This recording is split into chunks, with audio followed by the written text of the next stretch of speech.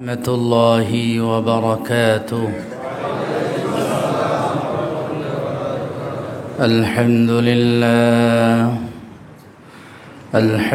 لله نحمده ونستعينه ونستغفره ونعوذ بالله من شرور أنفسنا ومن سيئات أعمالنا.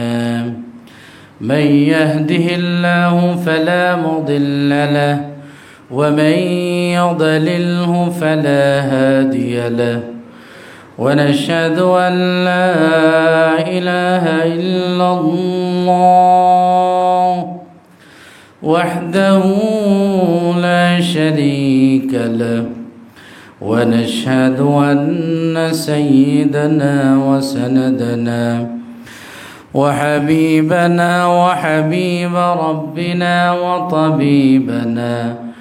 وطبيب قلوبنا محمدا عبده ورسوله الذي أرسله إلى كافة الناس بشيرا ونذيرا وداعيا إلى الله بإذنه وسراجا منيرا. صلى الله تعالى عليه وعلى آله وأصحابه وبارك وسلم تسليما كثيرا كثيرا. أما بعد، فقد قال الله سبحانه وتعالى في القرآن المجيد: أعوذ بالله من الشيطان الرجيم. بسم الله الرحمن الرحيم.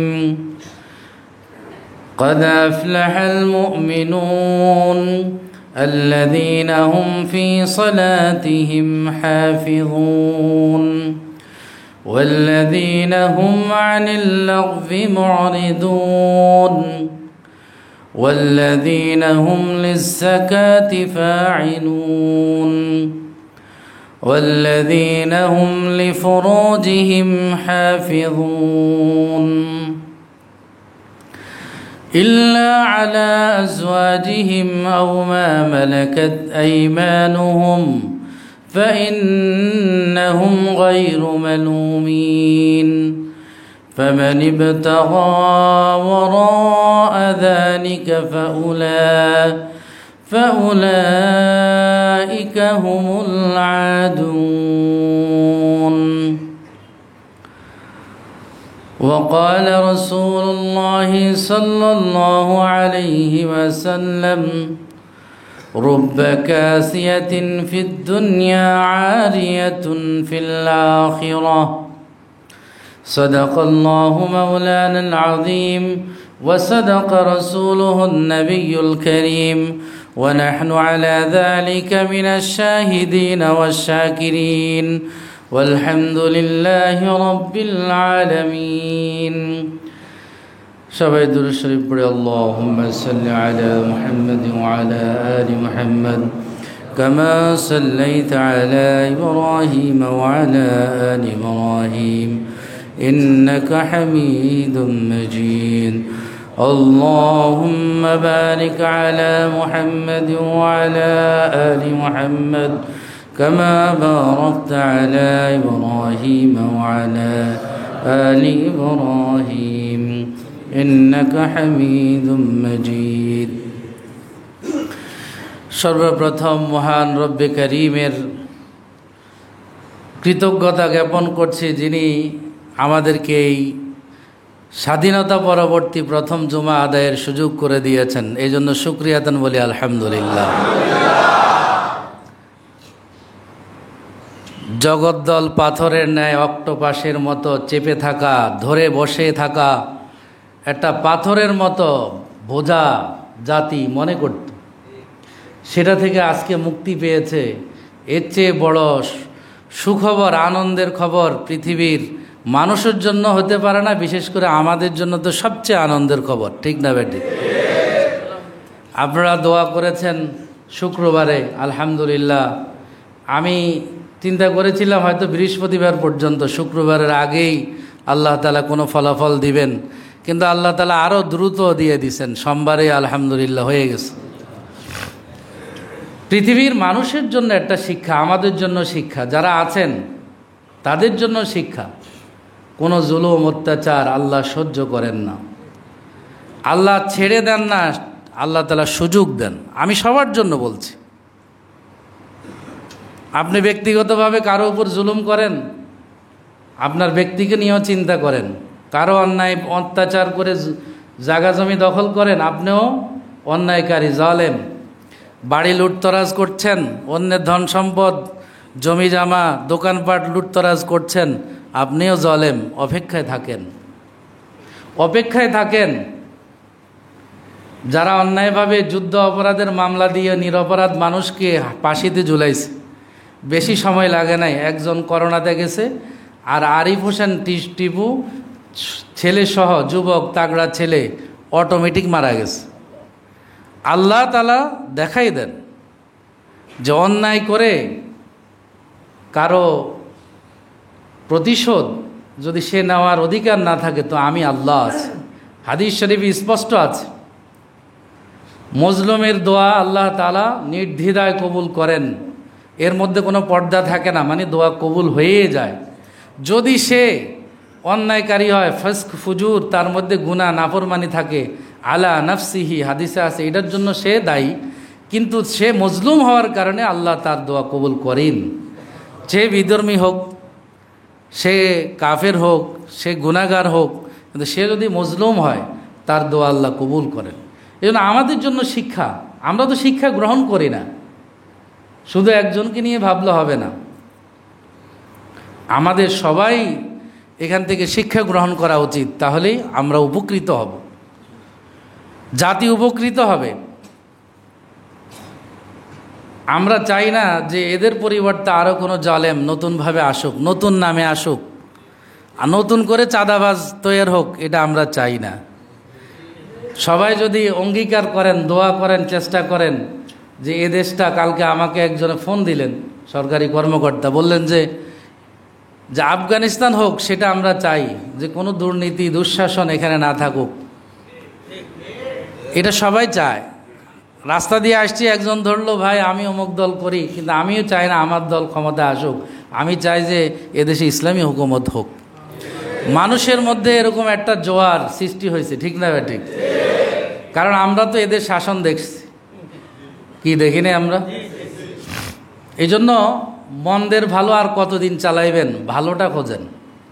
মন্দের ভালো তো ইমার্জেন্সি, ইমার্জেন্সি দিয়ে জীবন চলে না, মানুষ পরিপূর্ণ ভালো চায়, কি বলেন? তা আমি আসলে অনাকাঙ্ক্ষিতভাবে আমার বিষয়ের বাহিরে কথা বলতে মানে আগে বলে ফেললাম। আমাদের আলোচ্য বিষয় ছিল সূরাতুল মুমিনুনের প্রথম যে আয়াতগুলিতে আল্লাহ তাআলা মুমিনের বৈশিষ্ট্য তুলে ধরেছেন, যে এই গুণে গুণান্বিত যদি কোনো মুমিন হয় তাহলে সে সফলকাম, সে সাকসেসফুল, সে কামিয়াব। তার মধ্যে চতুর্থ গুণ ছিল যে তার লজ্জাস্থানের হেফাজত করে। লজ্জাস্থানের হেফাজত দুইভাবে হয়, একটা তো হলো চক্ষুকে অবনত রাখা, দৃষ্টির হেফাজত করা, আর একটা হলো পর্দা করা। আজকের আলোচ্য বিষয়ের মূল বিষয় থাকবে পর্দা প্রসঙ্গে। আমাদের সমাজে একটা প্রপাগান্ডা, পশ্চিমা প্রপাগান্ডা, যেটা দ্বারা আমরা প্রভাবিত, মনে করি যে এই পর্দা প্রথার আমাদেরকে পিছনে ফেলে দেবে, আমাদেরকে অনেক দূরে নিয়ে যাবে। এটা ভুল, বরং আমাদেরকে শালীনতা শিখায়, আমাদেরকে পবিত্র জীবন শিখায় পর্দা প্রথা। আমাদের চোখের হেফাজত, দৃষ্টির হেফাজত আমাদেরকে শালীনতা শিখায়, আমাদের সুস্থ জীবন, ভালো জীবন শিখায়। এজন্য হাদিসে স্পষ্ট আছে, লাম তাযহারিল ফাহিশাতু ফি কওমিন কাত্তু ইল্লা ফাশা ফীহিমুত তাউন ওয়াল আওজা। যে সম্প্রদায়ের মধ্যে অশ্লীলতা বিরাজ করবে, যে কোনো সমাজের কথা আল্লাহ রসুল বলছেন, লাম তাযহারিল ফাহিশাতু ফি কওমিন কত্তু, যখনই কোনো সম্প্রদায়ের মধ্যে অশ্লীলতা বিরাজ করবে তো তাদের মধ্যে দুইটা শাস্তি আল্লাহ প্রদত্ত মানুষ দেখতে পাবে। ওটা একটু ওই উঠাই দিলে হবে না, না ওটা মুভিংটা নষ্ট হয়ে গেছে।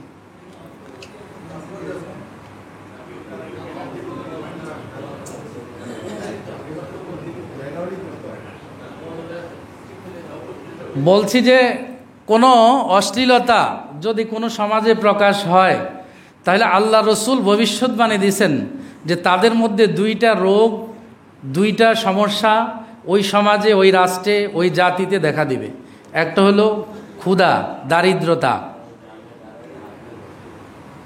ইল্লা ফাশা ফিহিমুত তাউন ওয়াল আউজা, আউজা মানে ক্ষুধা, দারিদ্রতা। আরেকটা হলো মহামারী দেখা দিবে।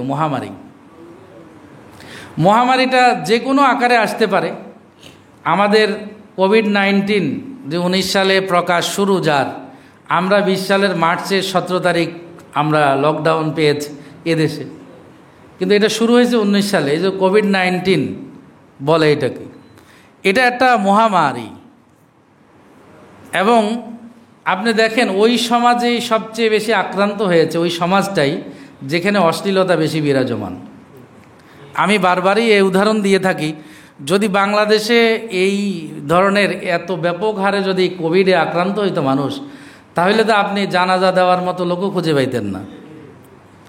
কিন্তু আলহামদুলিল্লাহ আমাদের এই পাশে একটা বাড়ি আছে, শাহজাহান সাহেবের বাড়ি, 200 পরিবার ওখানে থাকে। এই যে পাশে, একদম পাশে, যেটা আমার বাসার সামনেই প্রতিদিন আমি দেখি, এদের ঝগড়াঝাটি চিল্লাচিল্লির আওয়াজও আমি শুনতে পাই।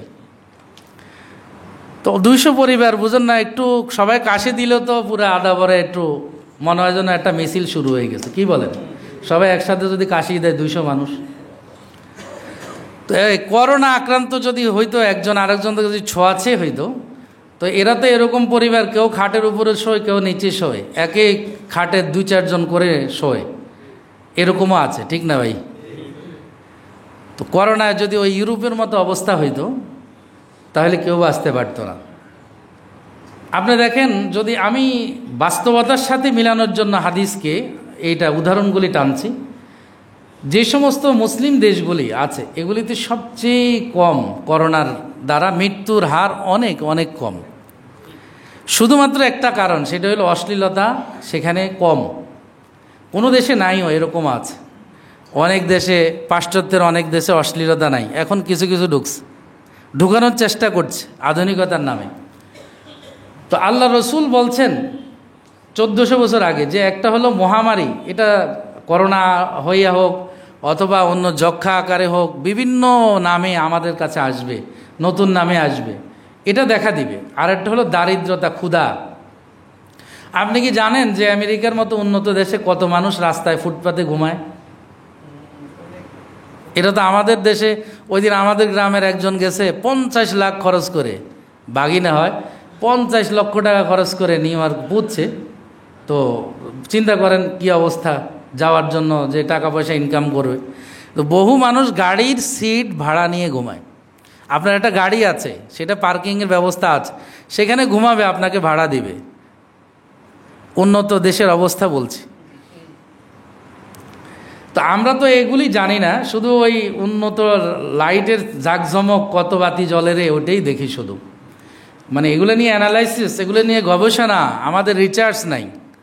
যদি কোরআন ও হাদিসের সাথে আপনি মিলান, দেখবেন অক্ষরে অক্ষরে পালিত হচ্ছে, বাস্তবায়িত হচ্ছে। যে সমাজে অশ্লীলতা যত বেশি বাড়বে, আল্লাহ তাআলা এমন একটা মরণ ব্যাধি দিয়ে দিছেন, এটার নাম হলো এইডস। সর্বপ্রথম এটা আফ্রিকা মহাদেশের সাহারা মরুভূমি অঞ্চলে পাওয়া গেছে। এরপরে যে দেশে সবচেয়ে বেশি অশ্লীলতা, অবাধ ও যৌনাচার আছে, সেখানে এটার প্রভাব বেশি। এবং এটা মরণ ব্যাধি, এমন মরণ ব্যাধি তার কাছে কেউ যাইতে রাজি না।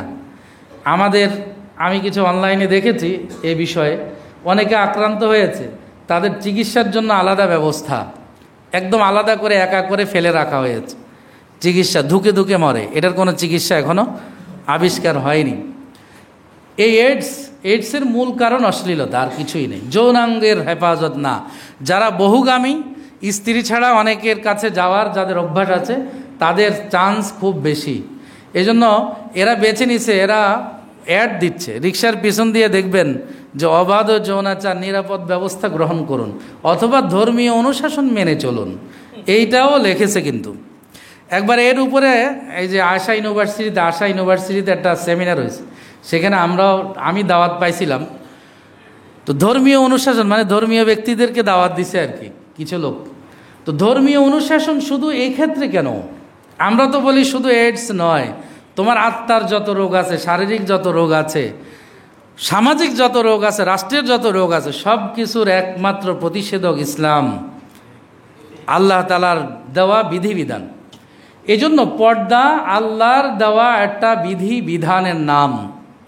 এটা সেকেলে কোনো ব্যবস্থাপনা নয়, 1400 বছরের আগের সে সেকেলে কোনো ব্যবস্থাপনা নয়, পিছিয়ে ফিরে যাওয়ার নয়, এটা কোনো ধর্মীয় মৌলবাদিত্বের বিষয় নয়। এটা একজন নারীর রক্ষা কবচ, একজন নারীর সতীত্ব রক্ষা এই পৃথিবীর জন্য কতটা ইম্পর্টেন্ট আপনি কি জানেন? যদি ফ্যাক্টরিতে যদি মেশিনের মধ্যে যদি গন্ডগোল হয়, ভেজাল হয়, সাপোজ একটা এক্সরে মেশিন, এখানে একটা তেলাপোকা পড়ছে, এখন যত এক্সরে মেশিন দেয় মানে সবগুলির মধ্যে তেলাপোকা একটা আসে। একজনের বুক চেস্ট এক্সরে দিছে, এখন ডাক্তারের রিপোর্ট দেখেছে যে আপনার বুকের ভিতরে তেলাপোকা, এটা কেমনে ঢুকলো ওখানে? আসলে মেশিনের মধ্যে তেলাপোকা, সরোয়ার্দিতে যে মেশিন আছে এক্সরে মেশিন, এটার মধ্যে তেলাপোকা ঢুকে আছে। হ্যাঁ, সরকারি হসপিটালগুলির দৃশ্যতে এরকম। সারপোকা ফ্রি, এটা আপনাকে ফ্রি সার্ভিস দিবে যতদিন আপনি হসপিটালে থাকবেন, আর পাশাপাশি মাঝে মধ্যে তেলাপোকার সাথে আপনার সাক্ষাৎ হবে। এটা হলো আমাদের হসপিটালগুলির অবস্থা। আপনি সরোয়ার্দি যাই দেখেন, আমি তো বাস্তবতার কথা বলছি।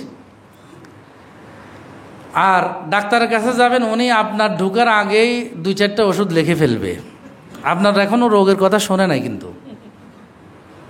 এই হলো আমাদের সার্ভিস। কত আগে সরকারি অফিস শেষ করে উনি চেম্বারে যাবেন সেটা নিয়ে উনি ব্যস্ত। আর আমার যে সরকার বেতন দিচ্ছে, দায়িত্ব দেওয়া হয়েছে, এটা কতটুকু আমি আদায় করতেছি আল্লাহর কাছে জবাবদিহিতা আমার করতে হবে, এই অনুভূতির নাম ইসলাম, এটার নাম তাকওয়া, এটাই শিখায়। এজন্য আমি বলছি শুধু এইডস কেন, সমস্ত রোগের প্রতিষেধক, রাষ্ট্রের উন্নয়ন, দুর্নীতিমুক্ত হওয়া। আমি তো উদাহরণ দিয়েছিলাম আপনাদেরকে যে আপনি মিলাই দেখেন, এই 40 বছর বিধ্বস্ত একটা রাষ্ট্র, যুদ্ধ বিধ্বস্ত আফগানিস্তান, 2 বছরে তাদের মুদ্রা কেমনে ডলারের উপরে যায়? একটু চিন্তা করেন, যারা শিক্ষিত সমাজ একটু ভাবেন। একমাত্র কারণ দুর্নীতি নাই। আমাদের দেশটাও যারা অন্তর্বর্তীকালীন সরকার হয়েছে 5 বছর 6 বছর চালাক, আমরা চাই যে এরা দুর্নীতি মুক্ত করে দেশটারে মোটামুটি একটা উন্নতির পর্যায়ে নিয়ে যাক। না হলে যারা 15 বছরের ক্ষুধার্ত, এরাও কিন্তু কম খাইব না, কারণ এরা তো ক্ষুধায় খুব জর্জরিত, যা পাবে তাই খাবে। আমরা যেরকম ইফতারের পূর্ব মুহূর্তে মোটামুটি এমন খানা খাই ডাক্তারে সাজেস্ট করে না, কিন্তু আল্লাহর রহমতে এটা চলে, প্রতিদিন রমজানে চলে। তা আল্লাহর রহমত না থাকলে প্রতিদিন আপনার পেট খারাপ হওয়ার কথা, যা খাই আমরা, ঠিক না? তা আপনি চিন্তা করেন, একটু চিন্তা করে ভাবেন আপনারা আর কত এদের পিছনে ঘুরবেন? একটু চিন্তা চেঞ্জ করেন। ইসলাম ও মুসলমানের জন্য কিছু করার চেষ্টা করেন, নিজের জন্য। এটি ইসলাম আপনার থেকে 2 টাকাও নেবে না। এই দেশে ইসলামী হুকুমত নাই, ইসলামের কি ক্ষতি হয়েছে? ক্ষতি আমার হয়েছে, জনগণের হয়েছে। যেই পরিমাণ টাকা পয়সা পাচার করছে এই সরকার 15 বছরে, এটা দিয়ে 2-3 বছরের একটা বাজেট বাংলাদেশে ঘোষণা করা যেত। তাহলে আপনি চিন্তা করেন কি পরিমাণ অর্থ। তো এগুলি অনেকে পছন্দ করে না, হুজুর রাজনীতি। এটা কোরআন হাদিস বুঝতে হইলে, আমার সমসাময়িক বিষয় না বুঝলে আপনি তো কোরআন হাদিস বুঝবেন না। শুধু আমি চোখ বন্ধ করে আসমানের উপরের কথা বললাম আর কবরের নিচের কথা, এটাতেই সন্তুষ্ট থাকা মানে আপনার অন্তরে ভেজাল আছে। আপনি ভেজাল লোক, হয়তো দুর্নীতিগ্রস্ত লোক আপনি, এই জন্য এটা শুনতে চান না। আমি চিনি মানুষকে, কারণ আমরা মানুষের ডাক্তার, মানুষের সাথে আমাদের চলাফেরা, কে কোন অ্যাঙ্গেলে কথা বলে, সে কি বুঝাতে চায় সেটাও আমরা বুঝি। এজন্য এটা আত্মার চিকিৎসা না, শুধু এইডসের চিকিৎসা না, ধর্মীয় অনুশাসন আমার প্রত্যেকটি রোগের চিকিৎসা। আমার পারিবারিক, আপনি পারিবারিক অনেকে অশান্তিতে ভুগতেছেন, আমি চ্যালেঞ্জ করে প্রেসক্রিপশন দেব, আপনি ধর্মীয় অনুশাসন মানি চলেন, আপনার বিবি সাহেব ধর্মীয় অনুশাসন মানি চলুক, দেখেন কি সুন্দর সংসার হয়। একটা জান্নাতের টুকরো হবে আপনার ঘর। আপনার বিবি সাহেব দিনদার হইলে খেয়ে না খেয়েও আপনার অনুগত থাকবে, আল্লাহ শুকরিয়া আদায় করবে। আর অনেক বিবি সাহেবরাই ডিসি এসপি এদেরকে মানে দুর্নীতি করতে বাধ্য করে। হ্যাঁ, অমুক ভাইয়ের বোরে দেখছি 10 ভরি স্বর্ণ লাগাই আসছে কমিউনিটি সেন্টারে, আর তুমি আমার 1 ভরি দিতে পারো নাই। এটাও একটা কারণ। আর অনেক পরিবারের মহিলারা, বিবি সাহেবরা অনেক পুরুষকে ভালো করে ফেলছে, যে না আমাদের 2 নম্বরই পয়সার কোনো প্রয়োজন নাই, আমরা